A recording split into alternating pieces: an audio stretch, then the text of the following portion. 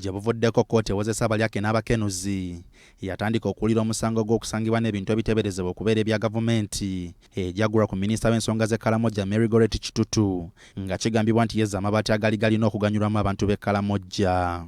Kati olwaleero ofiisi ya kalisoliso wa gavumenti egguddeko Kitutu emisango emigi egyekuusa kufiiriza gavumenti ensimbi eziri eyo mu kawumbi kamu n'ekitundu ezaali ez'okuzimbira abantu b'e Karamoja amayumba nga kigambibwa nti yagiza wakati w'omwezi ogwokubiri n'omwezi ogw'omukaaga mu mwaka gwa 2022 ku bigambibwa nti yalemererwa okutuukiriza obuvunaanyizibwa bwe ekyafiiriza gavumenti ensimbi.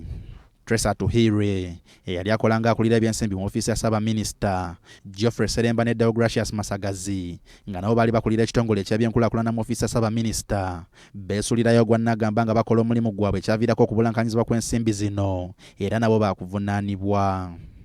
Minisita Goretti Kitutu mu kiwandiiko kyafulumizza yeeganye ekyokubeera n'omukono mu kubulankanya n'okufiiriza gavumenti ensimbi n'ategeeza nti emisango gyonna egyamuggulwako migiweteke era gimenya amateeka nga yagiwakanya nadda mu kkooti era waakusigala ng'agiwakanya okutuusa nga balamuzi bamaze okuwa ensala yaabwe. Kitutu ategeezezza nti kikyamu okumuggulako emisango egifaanagana n'egyawera ennemba nagyo mu kkooti y'emu ewozesa abalyake n'abakenuzi kyagamba nti kikontana ne ssemateeka.